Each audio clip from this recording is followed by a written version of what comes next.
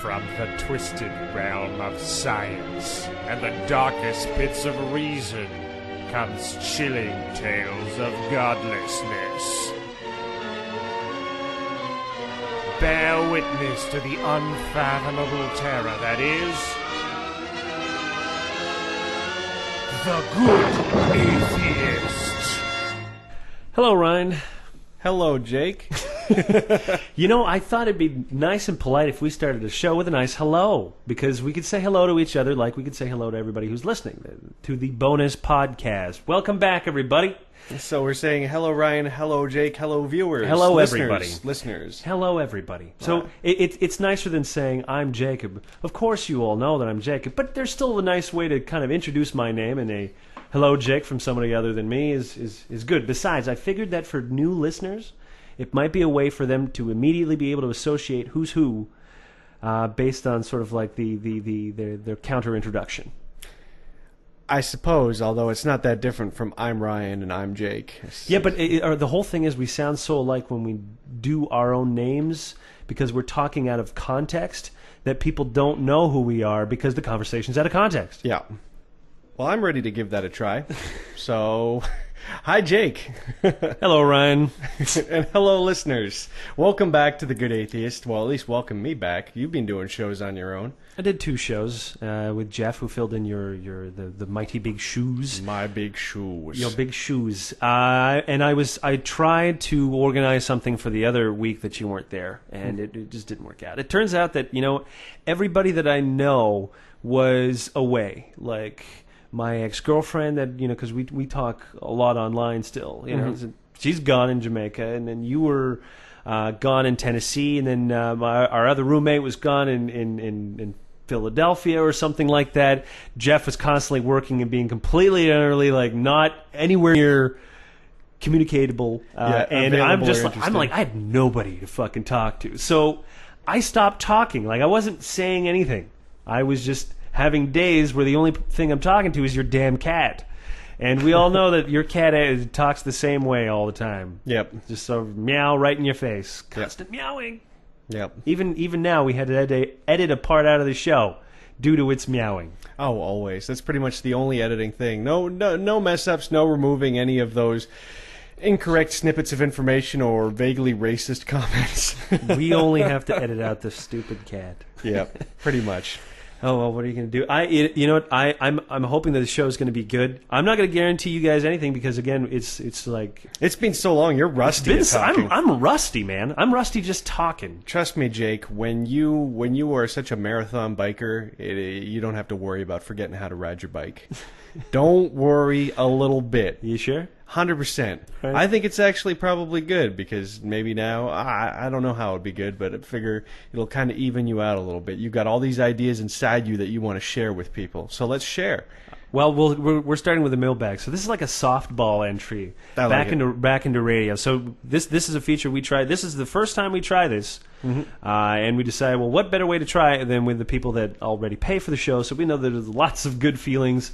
But you know what? I was fair enough that I said, if you want to ask a question, you get the show for free. I dig it. Yeah, it makes sense. So, anybody that wants to participate gets it free anyways. That's what we're going to do from now on. Mailbag editions for Good Atheist are going to be bonus shows because you guys are the ones that pay for it. You guys want to have questions, and we're going to do the fan service that's necessary. Agreed. And I think mailbags are a nice way to go. Whether or not we'll be able to do that on a month-by-month basis, we're not yet at that stage. Good Atheist is still growing, it's nice to see that we're starting to have regulars that come to the site that you can now count on. People that if I would have asked for this mailbag thing 2 months ago, forget about it. Oh yeah, the website used to be a harsh wasteland where it was just like nothing happening, tumbleweed flying by. Tumbleweed. It's like there was the iTunes. We have our mighty radio listener numbers, and now you're bringing the website up to par too. So I just want to tip my hat to you, good sir, on that. And of course, only bigger things coming. Wait, you fucking people, till you see what's coming. So many good things coming. Just talking to our computer guy who's going to be turning everything into just a big pile of OMF and G. Oh yeah, and just some really cool ideas that we had for helping people become members, even if they're not. I don't know if you guys checked out one of the video conference that we had done on freemium, but one of the things that I had talked about on it was the fact that I wanted to figure out ways for if you can't pay for the show. Just because, I don't know, you don't have any money, you don't have the credit cards, or you don't have PayPal, because there's still a limit to how many places or people can become members, and sometimes that limit's not lack of fucking interest, it's just lack of funds. Mm-hmm. And our challenge to ourselves is saying, like, we want to reach out and we want to give people options to be able to listen to us. Like there are other ways that people could provide value other than just fucking giving us money. Yep. So we're gonna be starting this. So some of you who are listening to this show right now, you may have been early, late adopters who are just kind of going back and wondering, when did they start thinking about all these weird new experiments? This is probably one of the first ones. The last bonus podcast where I offered surveys for the show, that's the real first one. That's the launch of it. But we're going way beyond that. Yeah. Way beyond. Anyways, how about I start reading questions? Because sometimes I feel like this is more our mad scientist show than it is our atheist show. Let's get into some atheism. I want to call God a cocksucker. Let's do it. All right, let's do it. Okay, Isaac says, you should do the show naked since you'll be all alone, or maybe you do that anyways, ? So he's asking, do we do the show naked? He's asking, what are you wearing, guys? I will admit that most of the time I'm in my pajamas when I work. Yeah, PJs are the way to go, because I don't know what it is about all the pants that I have, but they basically crush my nuts. If sweatpants were feasible for men to wear out. See, this is weird, because back in the day, guys could wear sweatpants. It was no big thing. Which now, day? Now the only people who are able to wear them, sweatpants out, are lazy student chicks who are just kind of going to their classes in their sweatpants. Past that, guys can't wear sweatpants. I have a thing for lazy student chicks in sweatpants. Mm-hmm. Of course. Well, this is the whole thing. Like, you have chicks who go out and they dress up all nice, and then you hit on them, and they're like, "Well, I'm not out to be blah blah blah." This is the truth. When they aren't out to be hit on and this and that, then they dress like the lazy chick going to classes in her stumpy ass sweatpants, and her fucking hair is all over the place. Why would she want to dress up? Jeez, exactly. You're not gonna try to pick up everywhere you go. Although I'll tell you one thing: if that's what you go to school, that's where you should be looking hot. Meet up guys at school. Don't meet them in bars. That's a mistake. No, let me tell you what. Women, stay away from guys who are in school, because they're idiots. That doesn't make any sense. Yeah, if you're a chick and you're looking for a smart guy, I'm sorry, school is not the place to go. You go for one of those like 20 years older than you guy who has figured shit out. That's the only way you're going to find yourself a real man. Because other than that, we're boys. We are boys. We're still boys. We'll be smart. We're still figuring shit out. We're still dogs, and we're still dicks. We're still assholes. But it takes. You know what? Here's the thing. I had read a study that was comparing how long it takes for people to mature to adulthood, and it's been climbing. And I think that we're at that stage where there's such a huge degree of sophistication in what we need to learn that for many of us we are still in our juvenile periods. We're only coming out of it now in our 30s. It used to be at 20 you were an adult. Oh, God. Yep. Okay, moving on. And if Ryan is in Tennessee land, who's looking after his cat? You, Jacob? That doesn't bode well. Let me answer that, Jake. Yeah, actually, I came home and things were all well and good. And that's actually impressive, because the last two times I've traveled, the first time, Jake was like, yeah, your cat's all thrown up because he drank the toilet duck out of the toilet, and he's been throwing up for the past few days. I'm like... So that was the first time. And, of course, that it wasn't your fault that you put toilet duck in the toilet and didn't close the lid. It was the cat's fault for being an idiot and drinking out of the toilet. It's an like idiot cat. It's does. like the whole thing is that if it's not a cat that you can let to its own devices, right? It's a high-maintenance cat. Let's face it. It's a very high-maintenance cat. So, it survived. It survived. Yeah, it survived for once. I was very impressed at the fact that I got home and he hadn't pissed and shit all over my bedroom in righteous indignation. So it worked out pretty well. Okay, moving on. Colin asks, I hear you talk about your book a lot on the show, and I'm a fairly new listener, so I'm not really familiar with what your book is going to be all about. You could choose any number of other, especially recent atheist authors like Dawkins, Hitchens, Harris, and they all have great ideas and make great points about various aspects and topics. Where is your book going to fill in a gap that's missing in the current literature? What about your book is going to make it worth something, taking off the shelf at the bookstore and displaying on my shelf at home? That's like question number 2, man. I thought this was a softball fucking show. No, I was reading some of these, and I'm like, these are actually pretty difficult fucking questions to answer, man. I'm always up for a challenge. Okay, here's the thing. The book, I'm not saying you're going to put that book next to your Dawkins and next to your Hitchens. I'm not those guys, man. I'm not those guys.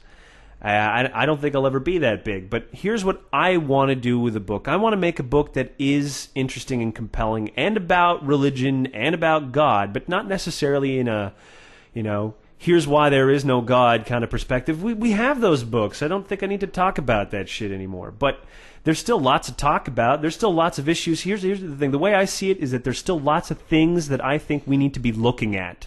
And they're not solved. So, like the situation in Nigeria, for instance. This is something I find that, it's not getting enough mentions. Even I find I neglect it once in a while. And I always try to make sure that I include it somewhere so it doesn't get forgotten. Because that's what worries me, that we forget things sometimes as we chase for the next big fucking story.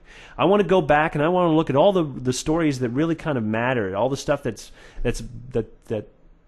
we've kind of like put behind us because we're always pressing forward. I'm like, let's look back a bit.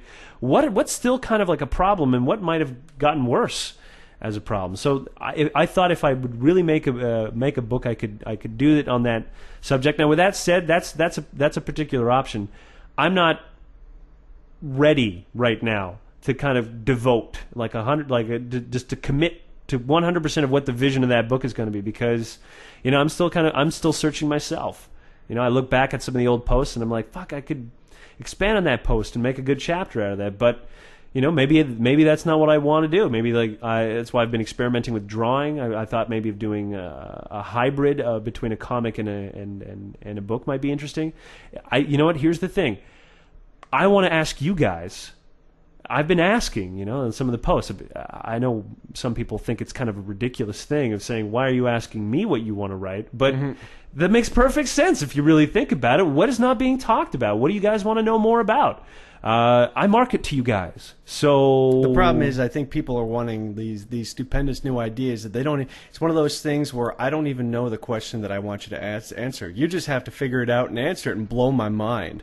That's kind of... I like the idea of the book being a collection of all of the fucked up things that happen in religion that are still going on. That's kind of like... Because you get so many people that say, and this is what I've been hearing a lot, is where people try and tie religion to being a moral human being. And the people who are on the fence are always saying, well, I consider myself an agnostic because not that I believe in the religious God, but there might be some kind of almighty whatever. And then as far as religion goes, hey, it's a good moral tale to keep us all in line. And I say, what is this keep us all in line moral tale bullshit? Because who does it keep in line? Who? Nobody. Look at the fucking statistics. Nobody's kept in line. If you want to think about it, it's actually justified people doing a lot of horrible things. Yeah, absolutely. Abso-fucking-lutely. I mean, it's just been around forever. It's kind of like a person wonders, hey, should I get rid of that impacted tooth that's causing pain in my mouth? It's always been there. I assume I need it. No, some things are like harmful. You have an appendix. That's not a good thing, The appendix sucks. It doesn't do anything and it kills. Like, you know how many appendix surgeries they need in the States? 500,000. That's a good thing that we have good doctors, because if you were in any other country, that's 500,000 deaths that you'd get. You know what I mean? Anyways. Okay, you want to keep rolling? Yeah, let's keep rolling. Okay, Razzle asks, I don't know if this is the type of question you're looking for. They're all the type of question we're looking for. Sure, man. Don't ever worry about it. You can ask whatever you want. Whatever. Don't worry about it. But I was wondering how you deal with Christmas. Do you celebrate it as a secular holiday or just ignore it altogether? Also, what about when you're at a meal and somebody wants to say grace? How do you react? The grace thing is probably the one thing that I've just never been good at dealing with at the table. Because there have been times where, all of a sudden, persons at that table, family table, I'm thinking specifically of my uncle, very religious man, and he wants to say grace. And he wants everybody to bow his head in order to respect what he's about to say. And that puts me in a conflicting kind of position here, because I don't want to be disrespectful, but I don't want to be forced to respect something I don't respect. I'm put in a position I do not like being put in. And depending on my mood, and i.e., I mean a degree of alcohol that I've consumed, you'll be more or less belligerent about the whole situation, like bullshit. Ugh. Oh, I'm never that belligerent. I'd be belligerent as I don't bow my head. It's like, you can say what you want, respect me in me not wanting to bow. I do not bow. That is not one thing that Jacob Fortan fucking does. Not bow. I may be a coward, but I'd would rather fucking die than bow. Fuck that shit. Fuck it. Ah, prideful Jake. But here's the thing. Christmas and stuff like that, it's always an easy decision for me there, because, me, I hate all holidays. I'm not a big, huge holiday guy. I hate Halloween. I'm not a big Christmas fan. I like 2 days of the year, Thanksgiving and my birthday. Those are the fucking big days for me. They're like massive party days in my mind. But, Christmas, that's all for my family, so I just put up with whatever the hell they want to do. If that includes listening to carols and doing really dinky stuff, I just do it because they want me to do it. Yeah, but I mean, I look at it like this: Christmas has become so non-religious that it's practically not a religious. It's true. I mean, maybe if you were having to do all this annoying, hardcore religious stuff, but for the most part, even the carols are pretty fucking borderline. Yeah, and everybody says happy holidays now. You wouldn't even know it's Christmas. It's like, oh, you can't enjoy music that's religious because you're an atheist. Oh, well, what the hell? I love requiems. Requiems are all about, take this soul up into you, dear Lord. It's like, I will listen to choral music, religious music, to the nonstop. When I was down in Tennessee, trust me, half the stations were Christian stations. You don't realize it till this is a pretty catchy pop song, and they're like, "Give you to Jesus," and you're like, huh? Those motherfuckers getting better. Yeah. Luckily for them, most people don't give a shit about lyrics. So. But I've never had a problem with Christmas, just because Christmas has never been about Jesus at all to me. I don't think it's really about Jesus to anybody. Well, it used to not be about him. It used to be about lots of other pagan gods. Yep. There's been plenty of gods that have claimed that day, sir. Christians squatted Christmas. They that totally was a fucking massive squat right there. That was a fucking gigantic con job. So don't ever worry about it, because you could just as well be celebrating, I don't know, Zeus or... Well, think about this. Easter, right? There's nothing Easter about the celebrations that I've had. There's nothing religious about Easter as far as I'm concerned. For me as a kid, the only thing I can tell you about Easter is we were egg hunting. What the fuck does that have to do with Jesus, I ask you? No, nothing. Here's how it works. In between the time when he dies and he raises from the dead, he's in a zombie state where he goes around laying chocolate eggs. Oh my God. That is Halloween. This is I was eating his poo. I was eating his egg-shaped poo. Why not? Wow. Yep. You taught me something. That was, you know what that is? That is offensive. I think I'm going to have to make a cartoon about that. Yeah, but there you go. That's my opinion on Christmas. As far as saying grace, I'll hold the hands, and I agree with the whole idea. I don't close my eyes and pretend I'm fucking doing something, thinking really hard. Yeah, it's like pretending that you're singing the hymns. That's not happening. No, it's like close your eyes and send your cosmic email to God. Ooh, think about it real hard. Oh, man. You've got mail. Yeah, I don't do that. But, I mean, I was in church. I went to church with my mom again this weekend, because the way I look at it is, for her, it's a social thing, and she wants to show me off to her church buddies. So I'll go, and when they did the stuff, I just stood there with my mouth shut. And when they did the prayer stuff, I sat there with my mouth shut. And I just didn't fucking go along, and that's really all I needed. And I'm 100% sure that your involvement in this is not mentioned in the slightest. Oh, exactly. No, and they were asking me what I do. I'm just like, I don't tell them anything. Is what ultimate fighting and atheism is like. That's double go to hell. Yeah, it's just no good. No one's going to be impressed at church. Okay, Matt says, I'm sort of interested in how you got started in all of this. Started with the podcasting, started with the website. I recall a post saying you've been posting to the site for over 3 years. What made you start? Were you raised religious or religious at some point in your life? Well, actually, you know what? I was going back in time myself, because when I was looking at the date that I really started blogging and Good Atheist started, because I figured, again, with the book, there'd be a section on just the development of the blog, the adventure that is our fucking lives, the experiments that we run in our blogs. But I was going back, and it actually, Good Atheist got its start. First, it was called something called Unchurch. That's how it all started. Like, there was basically, I wanted to start an organization called Unchurch, and that's where I wanted to just see if I could get a non-religious organization to be tax exempt. That was originally what my plan was, and that's how I had started. So I started doing a little blog called Unchurch on what's Blogspot. Blogspot, and that didn't last long. So once I found out that no, indeed, that's not happening, Unchurch was abandoned, and I found goodatheist.net as a URL. I think it took me months just to figure out a URL that wasn't being suck. once again squatted by religious people. Yeah, that was the biggest realization at and this is back when the atheist blogosphere was just really starting. I mean, there obviously have been guys that have been at it for a while. Like, I think Austin Klein, the guy at About.com, has been doing it since 1997.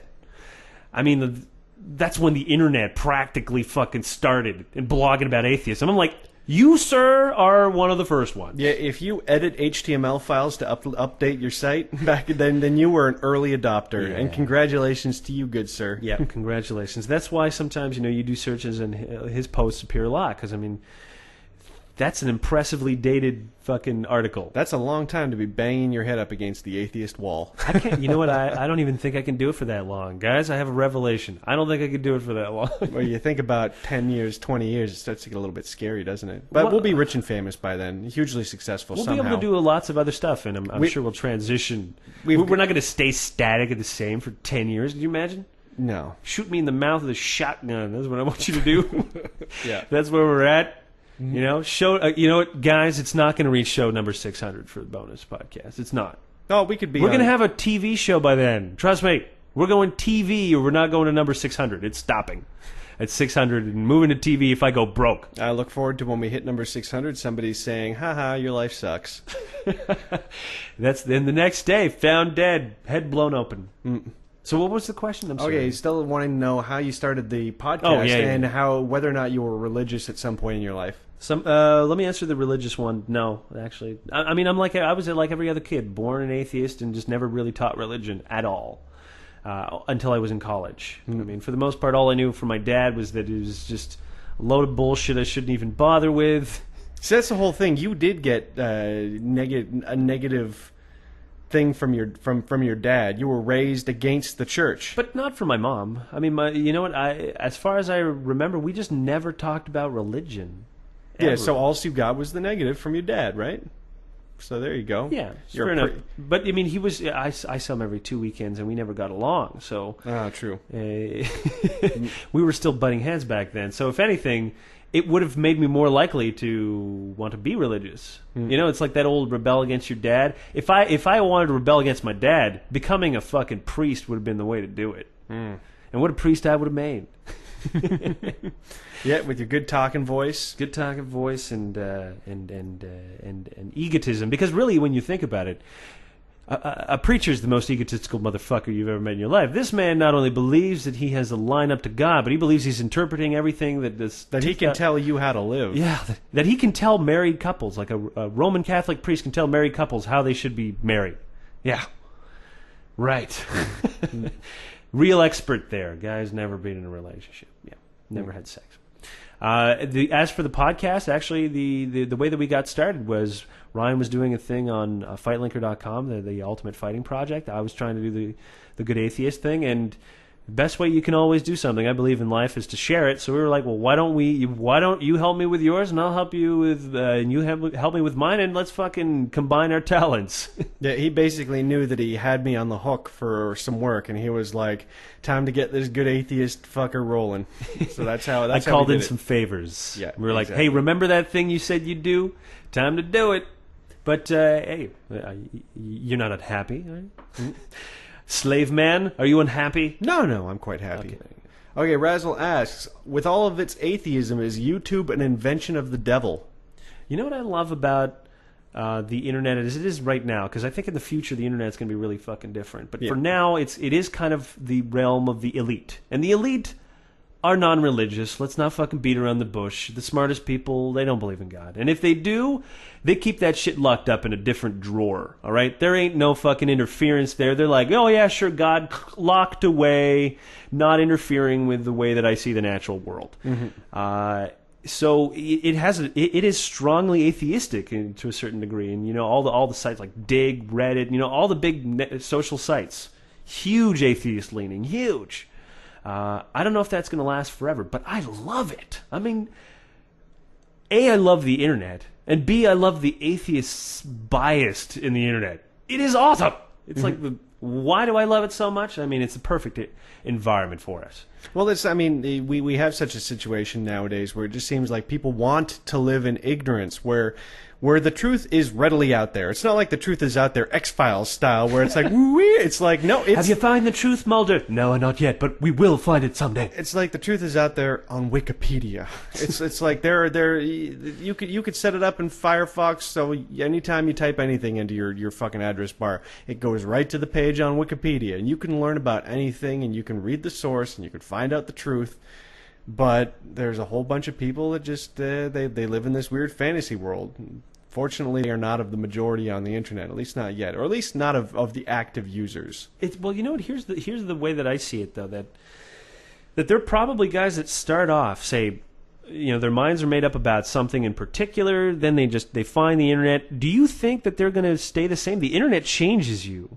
Okay, like it is inevitable that it will have some kind of impact on you, because just the sheer volume of opinions that you are just going to be in touch with is not something that a lot of people can really deal with at first. If you fucking lived in, you know, where a village of 100 people, and then all of a sudden you're taking part in a forum with tens of thousands of people, just as a transition, like that would blow your fucking mind, right?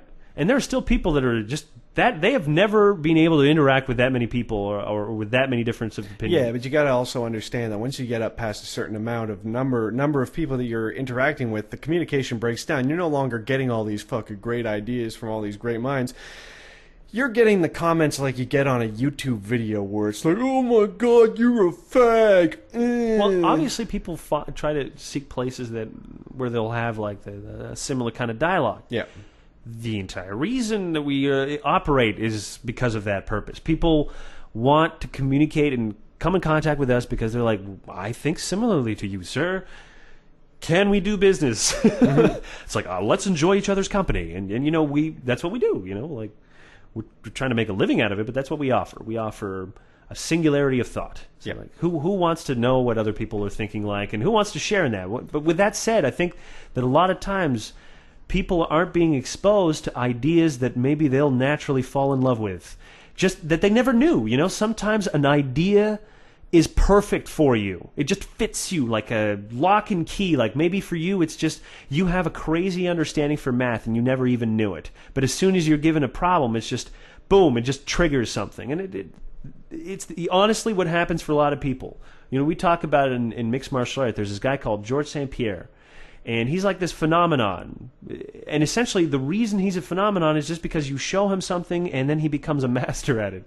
Like as if he should have been doing this his entire life, but he just has an affinity to it. He just a natural ability to learn the fight game. Yeah, he's got an almost autistic / OCD level of things. Tendency. But I'm like, there is something out there probably for you. If you're at a stage in your life where you don't know what you want to do, my only suggestion is you have not had enough of broad experiences with different ideas or different ways to go about living your life. You haven't found the right fucking combination. Because if there's one thing that we've learned from doing Fight Linker and the Good Atheist, that there's pretty much nothing that you can be interested in this life that isn't now big enough as just a general worldwide industry for you to hook onto the back as a fucking parasite and live off of. Is that what we are?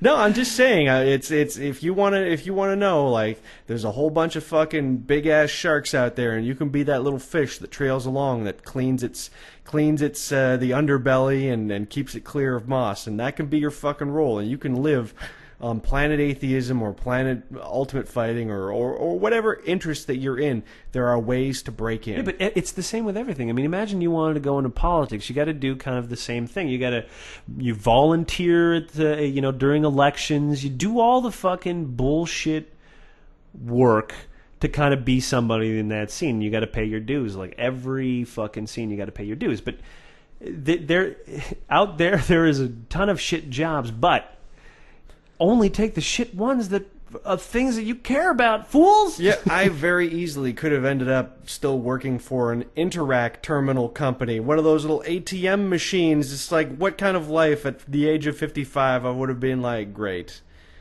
Oops. You would be a project manager. I would be. There's nothing wrong with it, but at the same time, I would have realized that I did it just because it was there, and I fell into it. I'm like, Anyway, that's a pretty good story about how we got started, don't you think? Yeah, I agree. I just do want to touch a little bit. I want to go back to that whole singularity of thought, and that we offer a singularity of thought. And I just wanted to say, religion as well offers its own singularity of thought. That's kind of this competition. Yeah, well, there's the whole thing you were saying when with regards to music that you enjoy, saying like, oh, this, requiems that I enjoy, talking about the soul. I mean, obviously they move me too. They would move anybody. They're interesting. Well, like, we understand the context of these ideas. What does the soul mean? And for us, it's our essence. It's kind of like, the essence of ourselves, or maybe the essence of us as a species, our soul, our nature. Mm-hmm. And these still, like a song about our souls are still songs about us, about our nature. And we rage against the death like everyone else does, and it's very upsetting. And it's still always very moving. I just don't pretend to think that there's a sweet magic paradise at the end of that fucking road. No. That's the real difference. We're not, as an atheist, we're not making any fucking claims here. No, absolutely. Okay, CL asks, there's atheists, there's skeptics, there's agnostics, and there's humanists. What's the difference? Okay, well, here's the thing. Humanism is just, it's a general kind of philosophy. You can be religious and still be a humanist. You don't actually have. That's why there's secular humanists. A humanist is just somebody who believes that human beings are awesome. Kind of a thing, that you want to make sure that no person suffers. That like that's a huge thing. The elimination of suffering and the elimination of like all the plights of mankind. So it's kind of like believing in humans. Man, why has this thought not being given a big push, even in just the bullshit big push way, where how people got into Kabbalah and they were all full of shit? I think it's because the humanist movement has largely been a secular movement. That's the reason.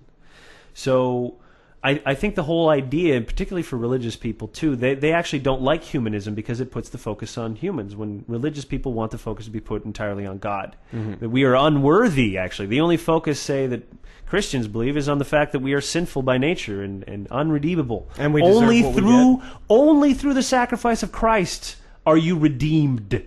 That's what they're telling you. They're telling you you're a piece of shit, so redeem yourself through Christ, because otherwise you're just still a piece of shit. So why would you care? Of course, they can turn that around and say, well, we want to save everybody, and that's us being good guys. But they still generally view human beings as those sinful and fallen in the eyes of God. Yeah, and without the touch of Jesus Christ, you are an incomplete being. Yeah, does that sound like a very fun thing for you? The fact that you're an incomplete being? Oh, thank you very much. I'm incomplete. But I think that's kind of like, that's the differentiation. That's the reason I think most religions don't want to associate themselves with humanism. There is no real reason for them to, anyways. And besides, there are huge disadvantages to be a humanist, because if you're a humanist, you're not going to kill, you're not going to beat, you're not going to torture other human beings. That's not the policy of most people on this earth. Okay? Most people are not humanists. That's the sad truth. Okay, so agnostics, obviously, for those of you that know, an agnostic is just someone who hasn't taken a particular position on the existence or non-existence of God. So essentially a fence sitter. And you can just say that everybody's agnostic to some degree or another. And I'm like, that's a cop-out. If you consider yourself an agnostic, it's because you're sitting on the fucking fence. You're like, well, there's compelling arguments both ways. I'm like, no, there isn't. There really isn't. Let's sit down and talk about those compelling arguments. I want to talk to all agnostics. Sit their ass down, have a real fucking conversation. I think the big problem with agnostics is they say that they're an agnostic because they can't rule out the possibility that maybe there's some kind of entity. Some kind. Not even a biblical entity or whatever like that. Just some kind. And they say, well, that's good enough to make me an agnostic. I'm like, you got to understand that you being an agnostic is basically giving credence to this whole religious system that has nothing to do with what you think the concept of maybe there being an entity is. It's just we're not even talking. It's apples and oranges is what it is. As far as the battle that's going on between religion and atheism rolls out, you're on our side, fuckers.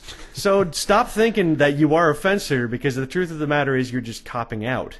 Yeah, you are copping out. Because it's not fence sitters. They have made their decision. They know where they stand. On a practical day-to-day basis, they know that Jesus doesn't give a fuck about stem cells and Jesus doesn't care about abortions, but they're still going to label themselves agnostics because they don't want to fucking say religion is dumb. And I can understand. I wouldn't want to say it either. And without a lot of research, because this is the difference between, if you want me to cover this one, skeptics and atheists, is you could be an atheist and you could be a fucking idiot.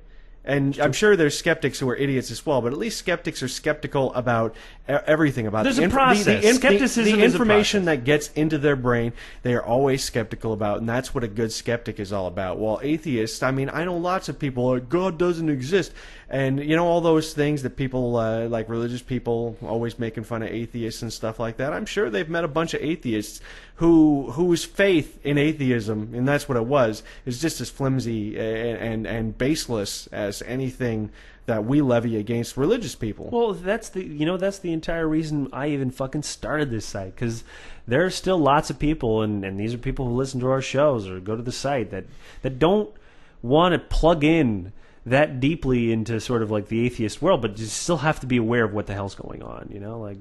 I just thought I'm going to find the most interesting news, and we're going to talk about it, and I'm going to write about it.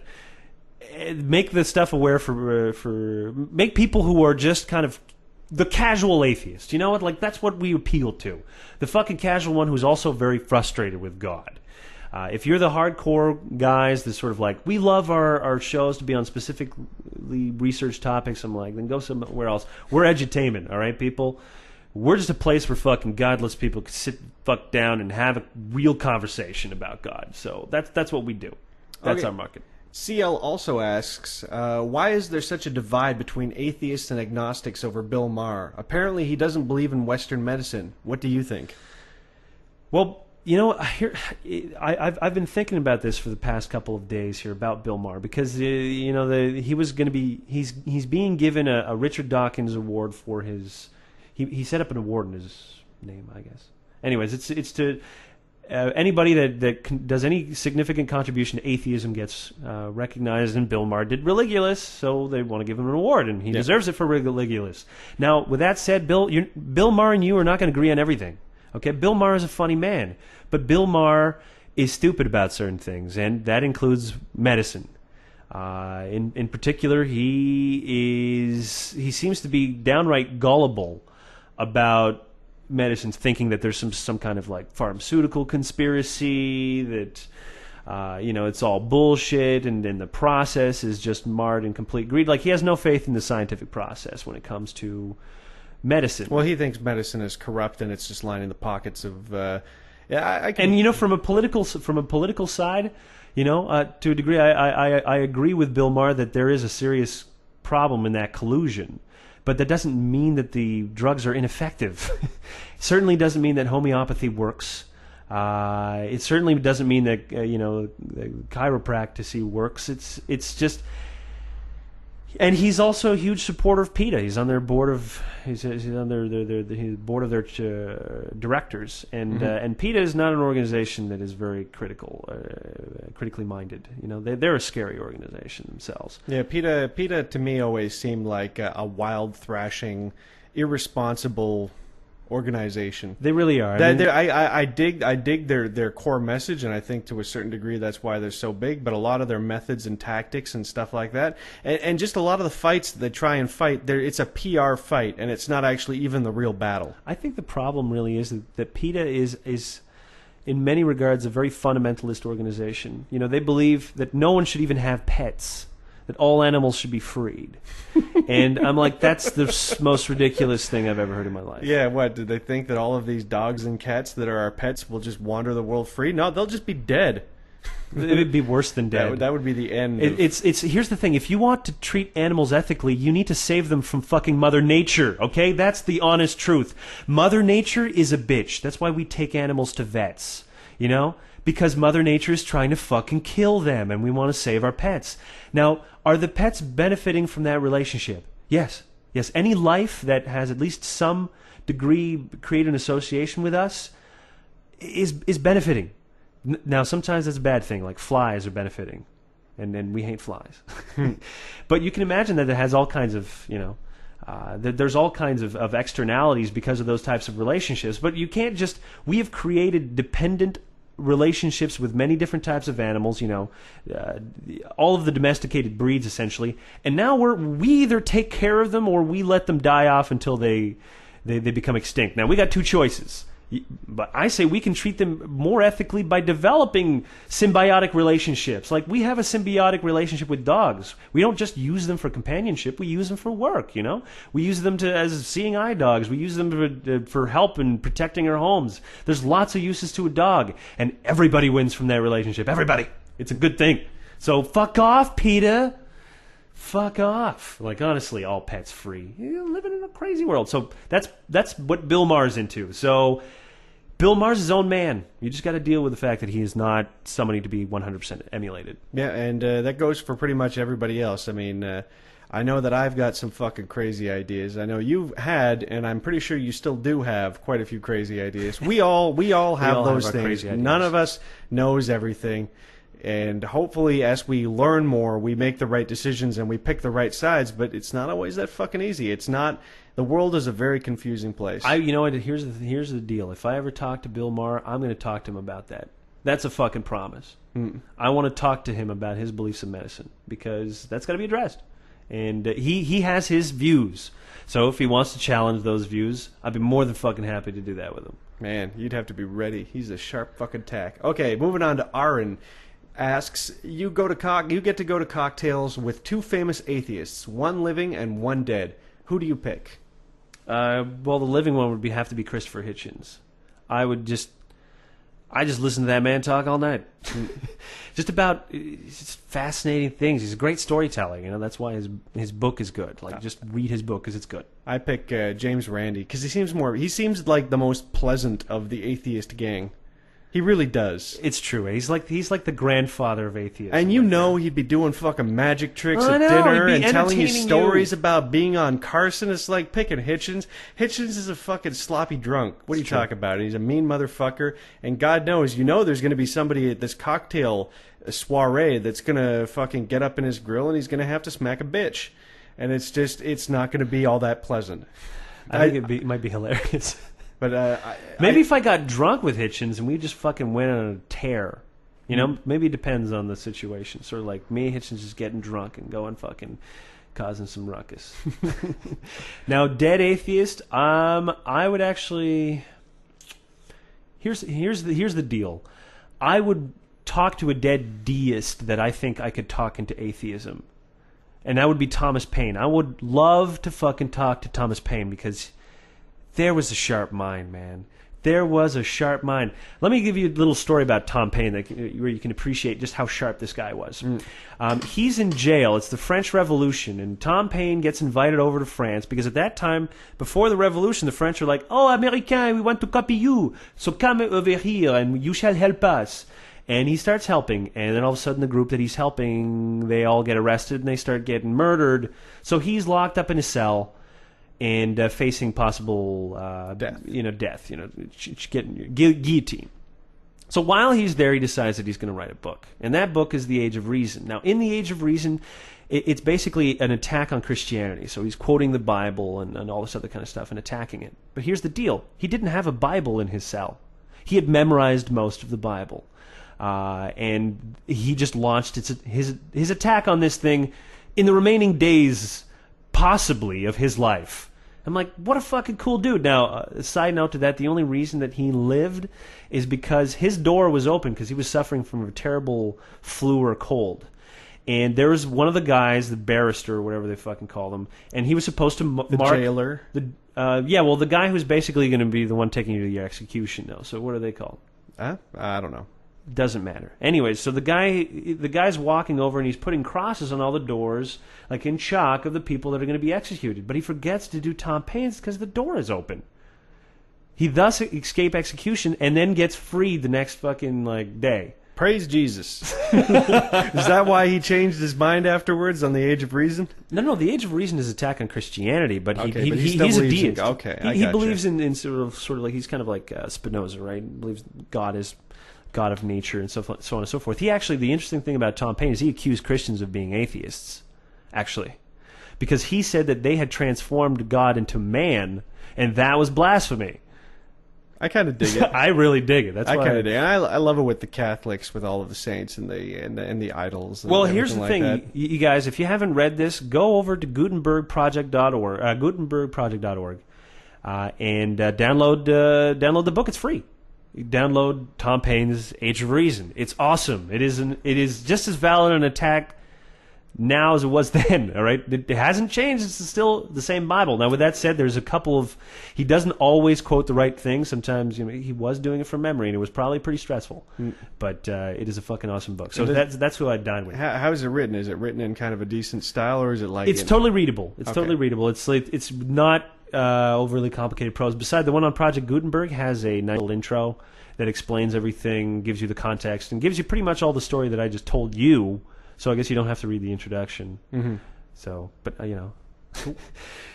Okay, rolling on. Late into the evening. This is the second part of the question that Aaron was asking. Late in the evening.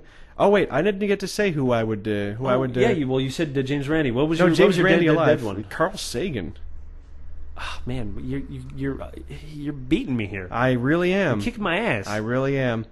Carl Sagan, yes, because, oh my God. Because we could be doing more than drinking cocktails with Carl Sagan. And I think that would be wild. I feel like... Could you imagine being able to get high with Carl Sagan and him just taking you on a journey? A Carl Sagan fucking journey through the universe? Through the cosmos. You're fucking high with Carl Sagan? This is what I imagine how he got his TV show. Is back in the day, some 70s TV executive was like, dude, you gotta hear Carl Sagan talk about the cosmos. And then they were like, wait a second. Well, Let's give him a show called Cosmos. Cosmos is usually best watched when you are high, because he makes sense when you listen to him when you're high. He speaks at the right kind of speed. And besides, the entire time it's kind of silly, because he's just talking about fantasizing being on this spaceship and exploring the universe, and he's got this goofy look on his face the whole time with red lights and crazy music going like the best that they could do in the 70s, which was still pretty fucking cool. Yeah, it was very Jean-Michel Jarre, Oxygen. Synthesizer. Yep. Anyways. But yeah, I would definitely choose him just because I am intrigued by the galaxy and the universe and by astrology, but I need a fucking good teacher to open my eyes and make me understand and see. Like every so often you get one of those teachers. Back in high school, mine was my geography teacher. And I don't give a fuck about geography, but the way this teacher taught it, I was like Mr. fucking Geography under this guy. He was a guru, and I was his fucking Padawan, and he educated me. And a night with Carl Sagan, I think, could really turn me on to the universe and really give me that sense of wonder that I would need to keep rolling with it. What a shame that he's very dead. He's very dead. And then that's it. Yep. That's it. There's no go back. Okay, so Aaron asks, late into the evening, we get into a heated discussion that leads into a fist fight. What sparks it, and who wins the fist fight? See, I think this is why I don't want Hitchens involved, because Hitchens seems like the kind of guy who'd take a... He's why they have those UK laws where they want to change the glass from real glass to tempered plastic, to safety plastic, because he seems like the kind of person to just be like, all right, I've had it with you, time for the glass in your face. I don't think so, man. I think that he would just... He's like the Hannibal Lecter of fucking atheism. He'd just make you cry. Well, let me ask you this: Make you cry. out of all of those guys there, whether or not they're married or not, which one is most likely to hit his wife? Hitchens. Just saying. I say it's always the one you think the most. I say Dennett. What do you say? Did James Randi? He could make the bruises disappear. That was the whole thing. Yeah. Wait. So it's who's having a fist fight here? Okay, What's so, this example? I'm having a fist fight with that person. Well, basically, with the people that we're having cocktails with, we get into a heated discussion. Well, I could see why you and Paine might get in each other's face. Get the blows. Yeah. And Paine would probably beat you so long as he's not. Man, on his back then, fucking the old school guys are so tough. You had to be tough to live back then. I know. How soft are we? How soft is our society? Very soft. Yeah. But you know what? That's not a bad thing. I think that we should not have a super hard life. I mean, it doesn't make you necessarily a better character. It might make you kind of shitty.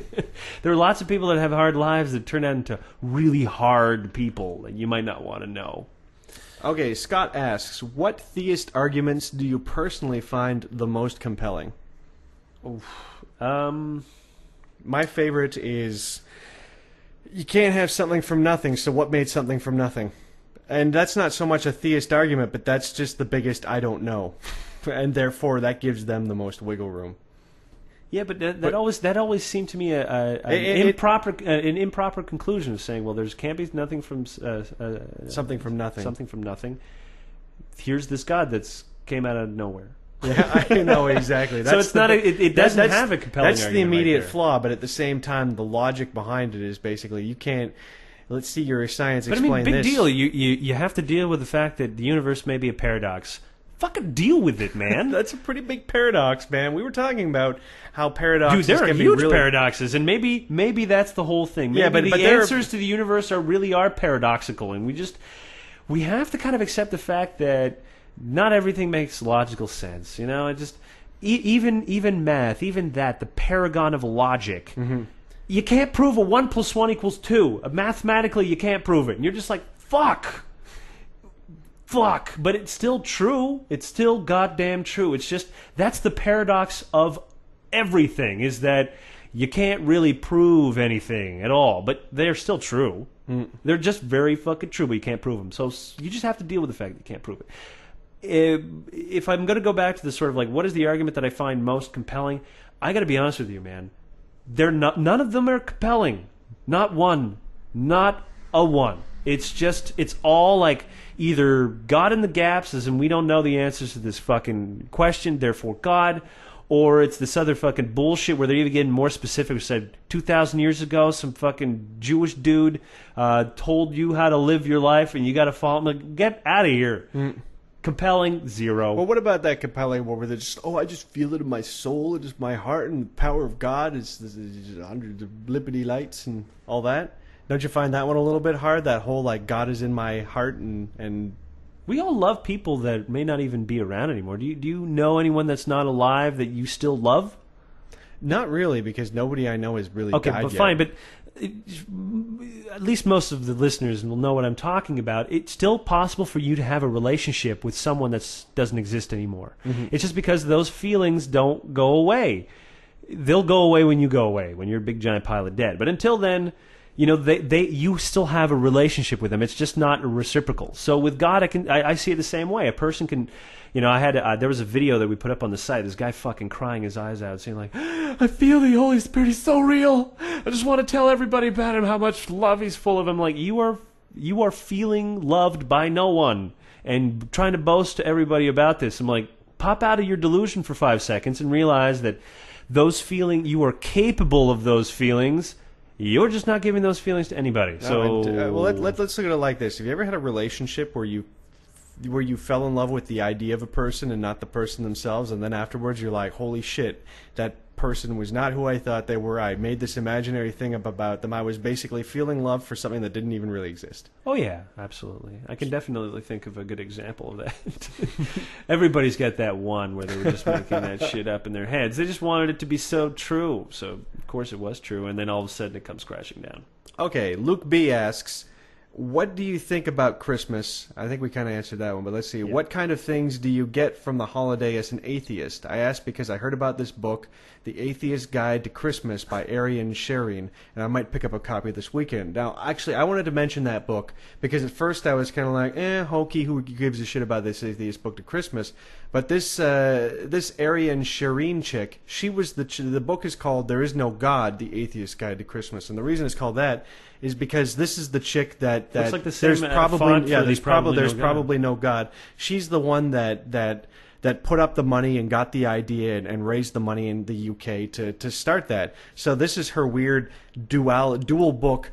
There's probably no God, so you should relax. And then here's a whole bunch of tales written by atheist writers about Christmas, and that actually sounds pretty cool. It's basically something, I think it was like 42 atheist celebrities, comedians, scientists, and writers give their funny and serious tips for enjoying Christmas. Okay, that's on my motherfucking I know that to-read list. Hello. So that sounds great. So yeah, I feel like we've already talked about Christmas, but thank you very much for mentioning that.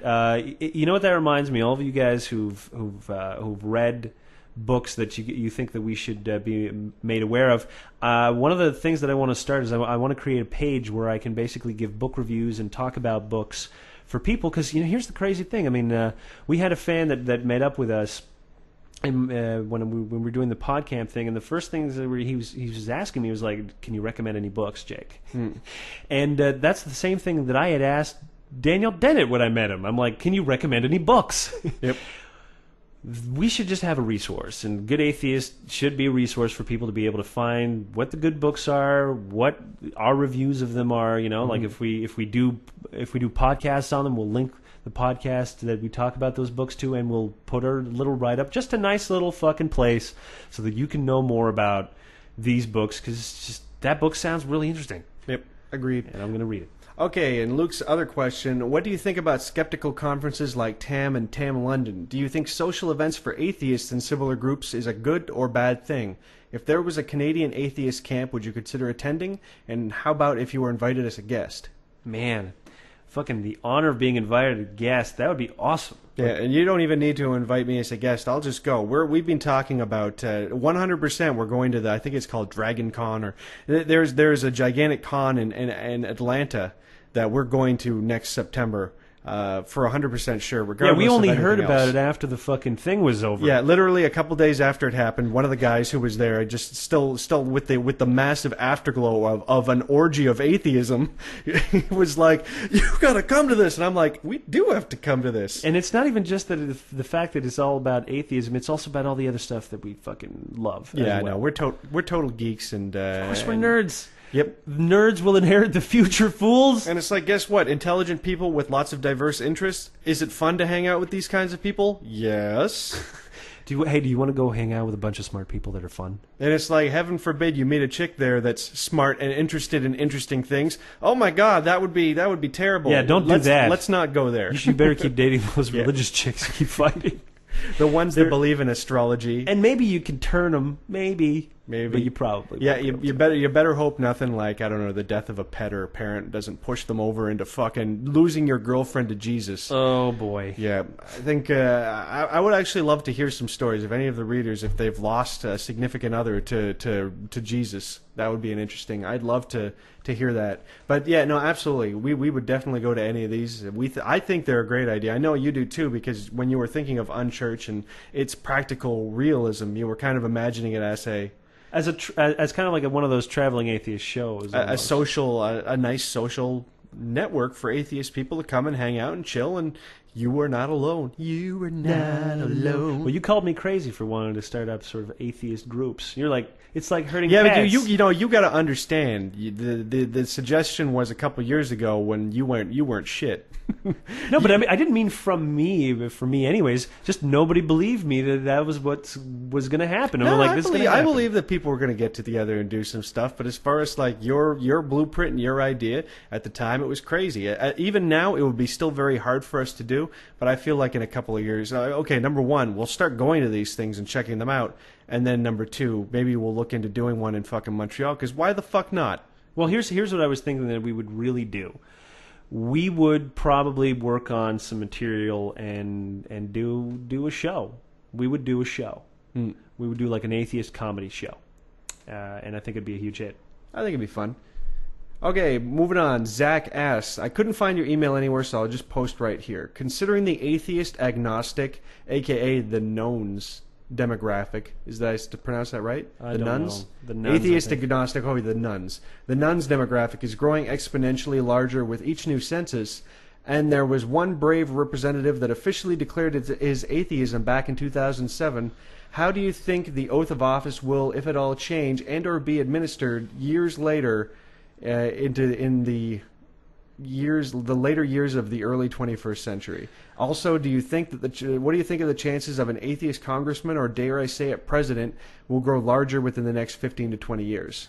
You know what? I actually think that that's going to go the complete opposite way of what the census information and what, like, there's going to be a big battle, I think, in the government for stuff like these pledges and whatever, because it might go, you know, it might start, if it starts pulling towards the atheists' more secular side, the conservative right, the religious right, they're really crazy, and they will do whatever the fuck they can.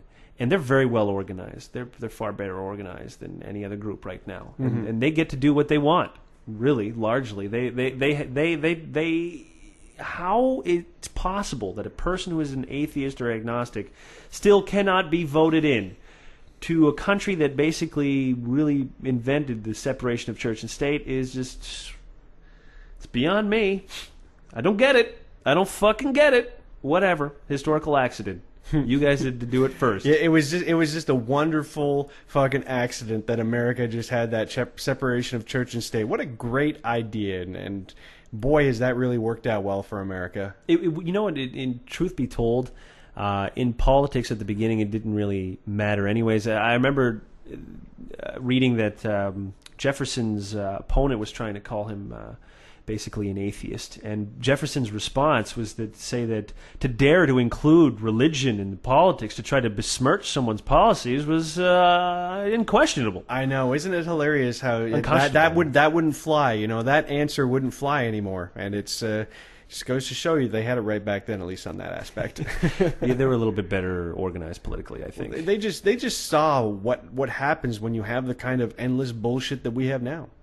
It's just except back in the day, it just resulted in death really quickly. So you got shot, man. Exactly. They just shot you. So he also says, I've been searching for how Representative Stark's oath of office was administered after his re-election in 2008. I guess that's the atheist guy. But I can't seem to find any information upon it. I'm particularly interested in this question due to my hopes to become a politician later in life. My thoughts are that on the higher level, like there are glass ceilings is basically how it works for how far you're going to be able to get as an atheist over the next. I'd say the glass ceiling, I think we all know where it stands right now and where it'll stand for the next 5 to 10 years, which is basically once you're trying to run for like the head of like a head of state type position, then you're not going to win if you're an atheist. But after 10 years, I mean, we can't fucking say. If you asked someone a couple years ago if they thought there'd be a black president, they would be like, "Ha, no way." Yeah, but here's the thing. I was actually thinking about Barack Obama, and I think that he just got in too early. Because I don't think America was ready. Look at the reaction over there. It's embarrassing. This is the racist shit that I don't know. They're just not doing anything. Yeah, but until they end up killing him, and God, I hope they don't. But until they do, they haven't gotten in the way of him being able to accomplish, a decent amount of stuff. All of that other policy shit would still be going on. I'm just saying that he was charismatic enough that he kind of bridged the gap. Let's just say that he just kind of vaulted towards the finish line. You know what I mean? Like, he just like, boom, what happened? He pulled a Hussein Bolt where all of a sudden it's just like, whoa, he didn't just blow away the record. He was doing it laughing. Yep. So I think that's kind of that's where Barack Obama is. So we can't use that as an example of saying, well, look how far we progressed. This is a unique case. I know, but I'm just saying we don't know. Because Al Sharpton would have never won. Look, a couple of years from now, there could be a crazy fucking reaction. We don't live in a bubble. Things don't just stay the same. In a couple of years, something really ugly could fucking go down. I mean, the Republican Party is going more and more right-wing fundamentalist, and it's making a lot of people uncomfortable. That entire party could disintegrate, and it could change the way that politics works in America. They could be replaced by something else. So you don't know what's going to be happening in 10 years. And personally, to me, I think it will matter a lot less because, truth be told, there's going to be a lot of younger people who really don't give a shit. Truth be told, in 10 years, the big issues aren't going to be religion. It's going to be shit will have hit the fan so hard that we aren't going to be worrying about whether or not someone is praying to God or has God on the money. It's going to be a whole, like, we are all dying and things need to be fixed. So I don't know if that's a positive or a negative thing. Just work on being very skilled. Mm-hmm. I think that's the way to go. Okay, Peter asks, where do you think Christianity or the three major Abrahamic religions will be far in the future, say 5,000 years from now? Will Jesus, Mohammed, and Moses be placed in the same category as Ra, Zeus, or Athena? It almost seems inconceivable. Now, before we answer this, let's not lock in that 5,000 years. Let's kind of go through. Give me a couple of, like, in the future, in the year 3000. If I was going to use historical precedents, I would say that Christianity's probably got another 300 or 400 years. Really? That's pretty fucking generous. That is being generous, but the way that I see it basically is that I look at it the same way you look at Zoroastrianism. Okay. Zoroastrianism this predates Christianity. It was the big religion. Mm-hmm. Persians were Zoroastrians, so they were the main empire back then. And the main god, Mazda, was a big deal. You know, it's like you wouldn't use Mazda's name in vain, and now you drive a car with that fucking name. And you say, this piece of shit Mazda. So, you know what? You might be driving a Jesus. A 2434 Jesus Outback. You know? You don't know.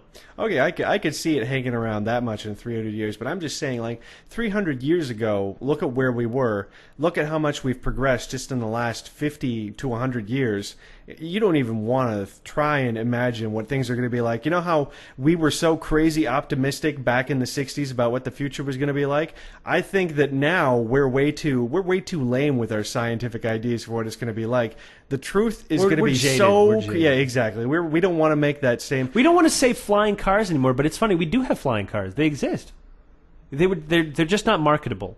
But flying cars exist. Yeah, but that's the whole idea, is if you don't get it right, if you miss the mark so much where it's just like you thought that would work and then it wouldn't, everybody feels silly. And but that's not the point. The point that I'm trying to make with the flying car is that a person could say, look at the future, they called it completely wrong. It's not that they called it wrong, it's just that they had a concept of what 1960 would look like in 2000. And if we had just tried to make that happen, it would have looked like that, but it would be in the 1960s. It wouldn't have made any sense to live like that. You can't import that life style, you know, and there's just different things become priorities. I mean, like in 1960, would anybody guess that there would be something called the internet that would be around? I mean, like, and what form will the internet take? Like, I don't even know yet. The internet is like a gigantic experiment in mass communication. And this is also why I fucking love it. Why I am the biggest fan of the internet is because I believe in that experimentation of that you connect every human being to every other human being. Like if you just had that theoretical possibility to talk to anybody on the planet because we were all on the internet, why would we even ever fight ever again as just sort of individual countries? You know, like we are ultimately in a place where we can be held accountable to everybody else. You know, where you can just say, "Stop it! Something's happening here." Where we can call to attention the plights of other people, and we communicate directly with them on a real-time basis. Like that changes everything. So the communication revolution, to me, will completely and utterly change the way that our society fucking functions. And I don't even know how that's going to fucking be formed. That's going to form. Just wait until they take our brains out and put them in tubes and hook us into the Matrix, and then you'll see a whole new world. And that's probably 100 years from now. That's it. 100 years. 100 years till we're hooked up with tubes? Until we're living in the Matrix. Man, that sounds like... It's like once your body's done, you go to the Matrix, and that's what's next. I mean, why the fuck not? What, you don't think they can keep your brain nice and fucking crunchy? I don't know. I'm not gonna call it. Is that all the questions? Actually, now we're just getting into the second part. Oh, okay, all right. Well, we didn't have another bonus last time, so I guess we're gonna have a longer one. Yeah. Let's keep rolling. Let's keep rock rolling. this out. Okay, Scott asks. Now, this is a bit of a repeat, but I just wanted to touch on it one more time. What do you do when asked to participate in something religious, from the minor grace or someone says God bless to the major, e.g., Christmas Mass? It seems like a question that everybody is asking a lot because people are kind of wondering what the proper atheistic response should be. And the way I look at it is like this: if you went on a what are those things where you go to Africa and you go into the like not a savannah, it's what's it called when you actually go on a trip out through the African outback? Oh, I don't know. There's a specific name for it. Yeah, I'm sure. Tip of my tongue. Anyways, you go out there and you visit a tribe, and they have this big religious ceremony. A safari. There you go. You go on safari, and you go and you visit a tribe, and they have this religious ceremony, which is basically everybody just getting together and having a great time. What do you do? Well, you go in there and you participate and you play along. Just because it doesn't matter if you don't fucking believe. It's not like you're being. I can see definitely how it's different when it's a passive aggressive attempt for somebody else to force their beliefs on you. But so long as you take it from the same point of view of hang out with these ignorant people and do their fucking stupid ceremony, and I'll have a hoot. Well, you know, here's the essential problem. I think the reason is because for the most part, most Christian and specifically Catholic rituals are so fucking boring. Yo. You know, you go on a safari, you're going to take part in some rituals. I guarantee you, they're going to be good times. Mm-hmm.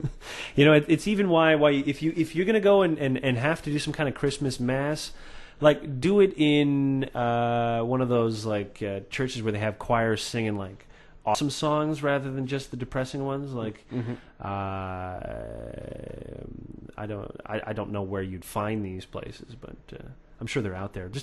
There are some entertaining versions of Christianity. I mean, like if they had some entertaining shows, I might go see the show. Well, let's go through some of the religious fucking things that I would love to do. I would love if a couple dozen people didn't die every year doing it, I'd love to go and hang out at that gigantic piece of space rock that the Muslims... the dome in the dome on the rock. Yeah, and I would love to go to a Jewish wedding.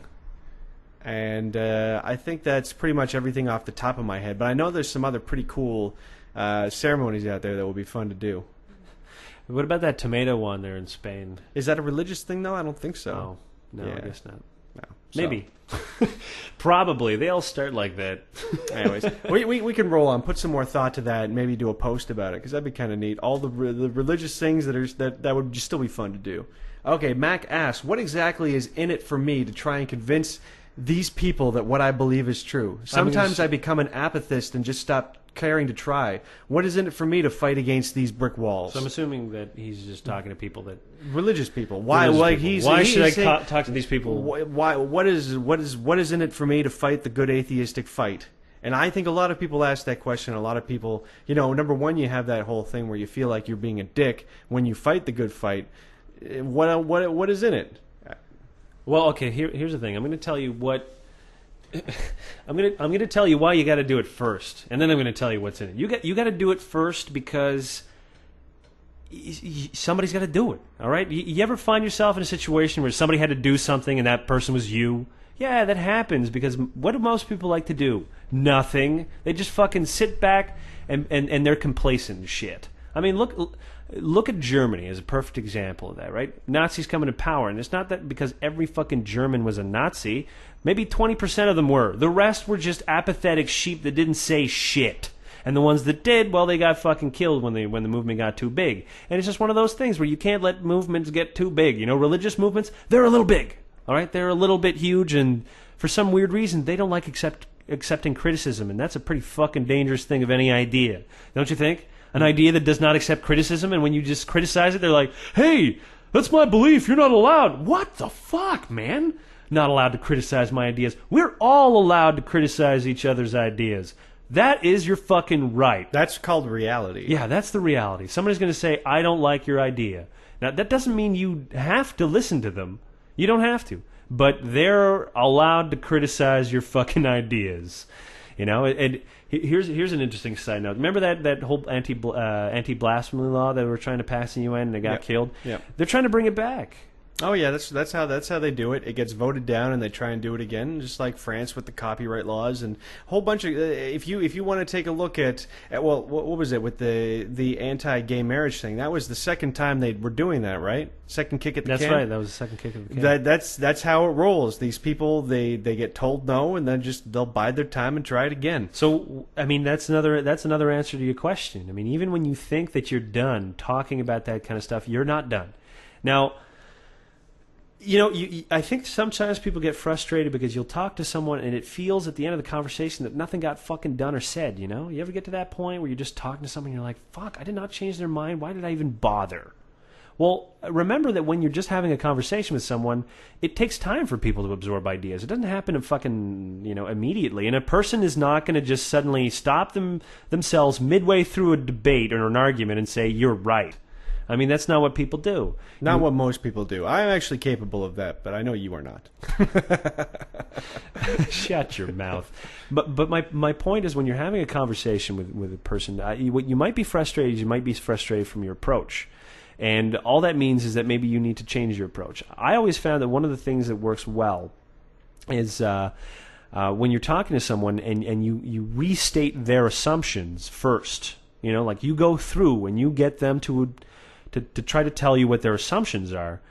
And then, you know, you can just, for very little work, it's easy to throw doubt on any of these assertions because they're not made out with any real evidence. They're just, if the person has to constantly rely on the same thing for evidence, then even they themselves are going to begin to see kind of the cracks. Like they can take two positions. One is they can continue to ignore everybody and focus even more on the Bible despite its very contradictions or whatever other religious manual, or they will begin to see the fucking cracks. And don't you think that latter option is worth maybe a couple discussions with these people? I mean, don't you think it might be your like your duty that if you feel that you are enlightened and open-minded to some degree, that it's important to fucking get other people to be, because not everyone gets exposed to the right kind of ideas. You know, they get taught a lot of bullshit. And when you get taught bullshit your entire life, you know, the way that you think is going to be affected. It doesn't mean that we should just stop proselytizing. Give up on these people. Yeah, I mean, and they take the same attitude with us. You know, they don't want to give up on us because most of these people are well-meaning and they want to save our souls. Well, we want to save their brains, okay? Because their brains are seriously rotting from this shit. It is causing people to be stupider. It really is. This is the stage that we're getting at right now. As the forces of science and religion are constantly clashing, it's making us dumber, and it's time to go.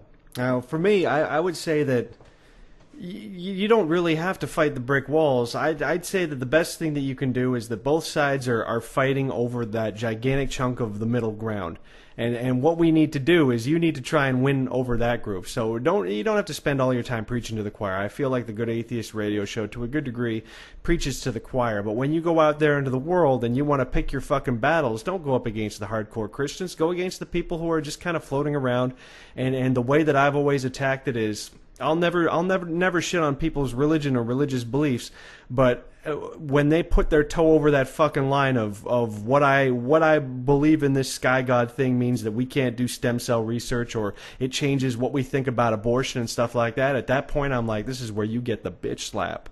You know what I mean? And this is to the degree I always find the best way, because as I said, most of the agnostic people and even a lot of the religious people that you're going to meet don't believe in the religious god of their religions or the Bible. They believe in whatever chitsy fucking god they've invented in their mind that has nothing to do with actual religion. So long as you kind of say, hey, believe in whatever god that you want to believe in, but recognize the fact that what religion is doing is fucked up and stupid and wrong.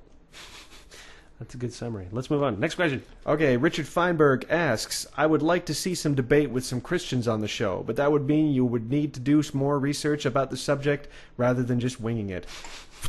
Wasn't so much of a question as a criticism, but Jesus Christ. I assume that people must think that I just don't just sit and just don't do any real research. Well, you know what? Here's the problem, actually, and this is what I think the reality of the issue isn't so much as we don't do research or we don't know what we're talking about. It's that a lot of the articles that we use to fill up our shows are pretty flimsy. And the truth of the matter is, trying to find original ideas for what to talk about on an atheist level that you can have a good 30-minute conversation about is pretty fucking hard. So especially doing it twice a week. Either you do a whole bunch of more research into it, and you get into the boring ass nitty gritty that no one gives a fuck about anyways, or you do what we do and we bounce around like pinballs talking about the entire thing. I mean, whoa, we've talked. This is like question number 20 on a completely different thing, and you've been talking fucking educated about all sorts of stuff. I say you're pretty well researched, just not about everything into the nitty gritty. So unfortunately, no. But we do go on lots of tangents. Now, what's the opinion on the idea of having some religious people on the show? Well, here's something cool. We're trying to get more.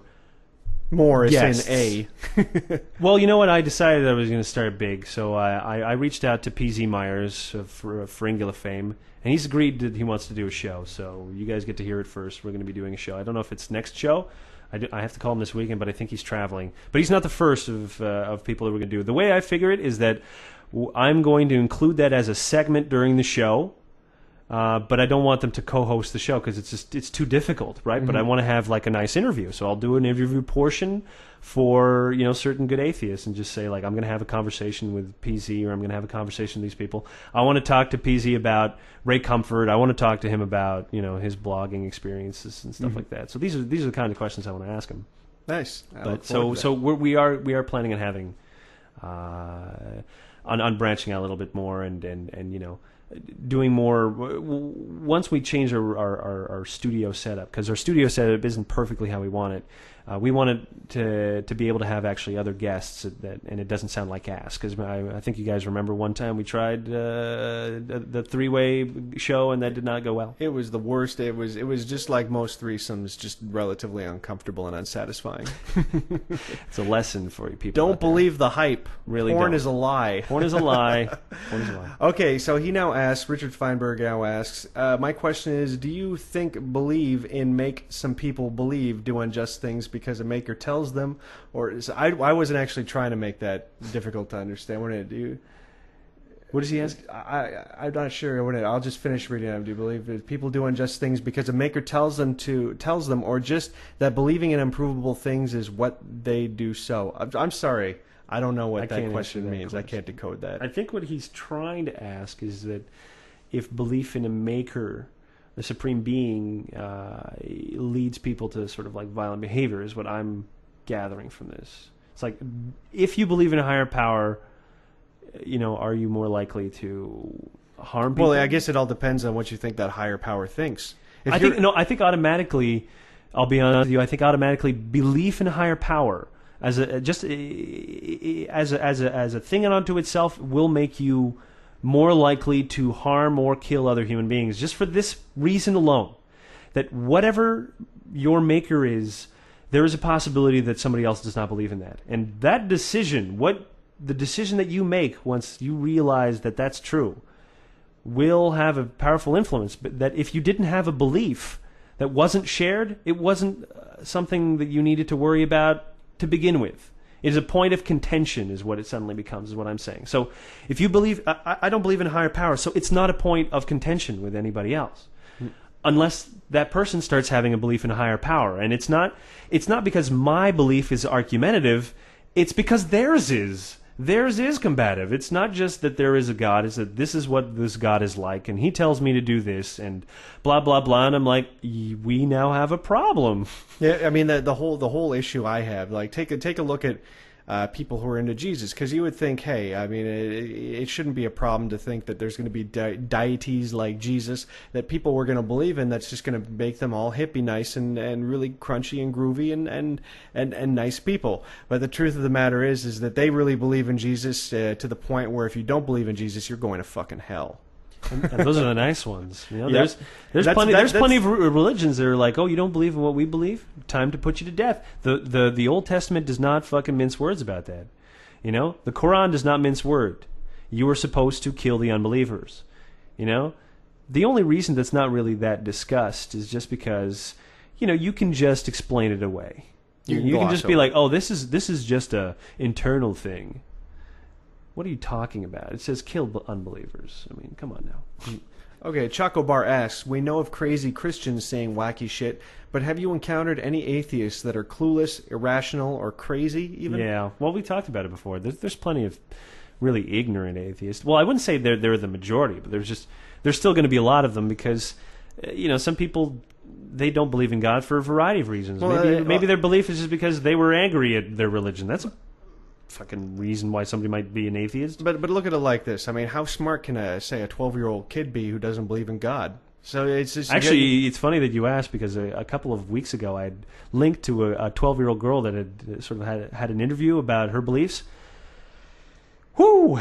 It was impressive. Let's just say it was impressive. So 12 might still be well now with the internet. This is the interesting old. thing. I wonder what I would have been looking at when I was 12 on the internet if the internet was the way it was now. Probably a lot more pornography. But, yeah, but you get tired of that eventually, right? Well, maybe not. Yeah. But yeah, I mean, it's just the idea that being an atheist does not make it doesn't guarantee nothing. It's just it's a lack of a belief. That's all it is. So, does a lack of a belief tell you anything about a person? Not really.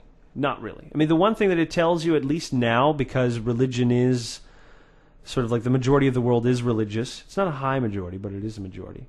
The majority of the world is religious, so when you don't believe, you are in the minority, which means that there must be something different about you if you don't believe what the majority does. But that doesn't say much, okay? Yeah, I figure that a lot of atheists tend to get along just because they do use that as a common point, and they do use that as a bonding point to a certain degree. And that's a relatively new phenomenon. I mean, look at this. I've been trying to start a hot atheist chick calendar, and I've been reaching out to some fans that I believe are really hot. So I'm like, would you like to be in a calendar? This is I think it's an astute observation. You are hot. Would you like to be in a calendar? One of the fans was like, well, I can't because I'm not out of the atheist closet with my friends and stuff like that. So that's something that's actually. I'm sure it'll make the calendar a little bit more difficult than any other types of calendars that you say, because the skeptics have a calendar, but you're skeptical. So what? Like atheist chick calendar, you're making a fucking pretty bold statement there. So it's going to be a little bit hard hunting for that shit. But not everybody's as out of the closet as you think, man. Yeah. Okay, true. Okay, a brown lamp asks, sometimes when I debate people, and this is the last question, by the way, so let's fucking hit this home before we wrap this show up. All right, let's do it. It's an hour and a half show. I think this might be the longest episode in Good Atheist history. This is the longest day of radio shows that we've ever done. Yeah, true that, because we just did a 2-hour Ultimate Fighting podcast. That's too. right. We is on fire. What do you feel, Jake? Do you feel like you figured out how to ride that bike again? Yeah, probably. Okay, a brown lamp asks, sometimes when I debate people on message boards about God/evolution, they occasionally respond with something ostensibly intelligent and scientific. Sometimes I look into what they're saying and respond, and sometimes, if it's really long-winded, I say, fuck it, I know they're wrong, and I'm not going to spend an hour or so researching what they're talking about.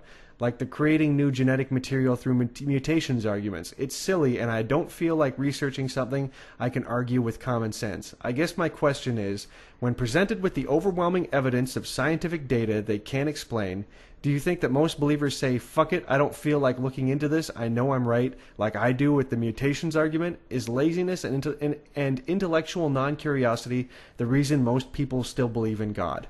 I think that in general, I don't think that we have a very. This is in the States, at least, and Canada to pretty much the same degree. We're not a very scientifically literate population, and that's just the honest truth. I mean, when we look at a newspaper publishes a study, what do those study results normally say? Well, nothing to do. They're usually not very related to the original study. There'll be somebody saying like, chocolate cures cancer or some fucking other nonsense. And really, that's not what they found. They had just found that there was a slight decrease and more research was needed. But that's not how we fucking present anything, because that's not an exciting story to an unscientifically literate population. They just want to know, hey, look, scientists are looking at chocolate curing cancer, and that's our new fucking little tidbit of news for the day, and we feel good about that, and we're like, science is progressing, yay. We don't even fucking know what the hell's going on. Like, do you know who is the smartest man right now? I mean, that's kind of sad. I would actually have to look him up. I don't even remember his name. I know what he looks like, but I don't remember his name. He's like this physicist guy who's like considered to be just the most brilliant man on this planet, but you don't know his name. And I'm like, it should be easier now to know the names and faces of the smartest people on Earth, but that's not who we care about nowadays. You know, like we have access to information, so we want to know what the fuck Lindsay Lohan is doing, or we want to know what fucking other celebrities are doing. But here's the deal. You can take, as far as this message board argument, God, I know this, to the ends of the earth, I know this, is that you can find evidence to support anything you want to support. So even when you're completely wrong. So it's hard, because all it takes is a slight manipulation of one word or meaning, and you can give a completely different slant to whatever you're talking about. And that's the problem. If you want to ask me why so many people are with God, it's because nobody knows who to trust anymore. There's so much information overload. Everybody has to pick what they think is the most true, and to a large degree you have to decide. Even I, as a liberal, reading these liberal news sites, every so often I take a few seconds and I think, holy shit, you know what? If I was reading this from thinking that my perspective on the right was correct, I would be enraged at some of the shit these guys are writing, because you look at it from the basis of what your base arguments and what your base beliefs are, and you build up from there. Yeah, well, what are the axioms of what you're saying? So like, again, going back to math, when you're trying to prove something mathematically, you require axioms, statements that you just take as being facts. Like, these things have been proved, at least to a degree that mathematicians can be happy about, and you use these same axioms to kind of build on other later theories. So the things that you assume are true have to be true in order for you to be able to make the right predictions. Otherwise, if your axioms are all wrong, then not only are your models incomplete, but they might not even describe anything real. Yeah. Well, I mean, look at just truth. What's true and what's not. All of a sudden, religious people are saying, the evolution is just a theory, and they're completely misusing the word theory. And yeah, that's a classic. And they're just reinterpreting what they believe is true, because they say, well, we have this and this and this and this, which means that what you're saying isn't true yet. And that's how they whittle away, and that's how they attack pretty much everything. It would be really, it would be pandering to the stupid, but there is a simple way to change that, and it's just we changed some of our language. We get rid of the word theory. We just replace it with something else. The rule. Yeah, well, the whole theory in science is not theory in the English language. So I'm like, why don't we just change it? This is becoming a problem. People are just theory and theorem. They're misusing this word, so we need to stop using it. And it may feel like we shouldn't have to do that, but we don't live in a world of shouldas. Okay, we live in a world of you gotstas. And you fucking gotstas, because this is how they're winning arguments. The stupidest fucking misuse of language ever. Evolution is a theory. So is gravity, fucker. Honestly. The fact that we, that the Earth rotates around the sun is a theory. It's a theory. We got lots of evidence, but still just a theory. It's just a theory. Lovely. Fucking hate that shit. Okay, with that, I do conclude all mailbag questions read. All right, well, that's our show, so that's a huge one. I'm going to put a little disclaimer at the beginning. Be aware, folks, this is a massive fucking show. If you notice it continuing to go on and on and on and on, you are not going crazy. Yeah, that was a really, really long show. Luckily, you have the option to pause, and I'm going to tell you what. I'm going to put it out there right now, which is unfortunate because this is at the end of the show. But I think that you should listen to this when you were exercising, because you just did great. Yeah, you'll be fit. You'll be fitter than shit. Exactly. Good, an hour and a half of fucking cardio. That's what some of the people were complaining, because some people wanted it 45 minutes because that's how long most people do their cardio workout for, and they're like, it ends, and I only got 15 minutes to fuck around, and I'm like, oh, I'm sorry. You should just get a biking podcast or a workout podcast.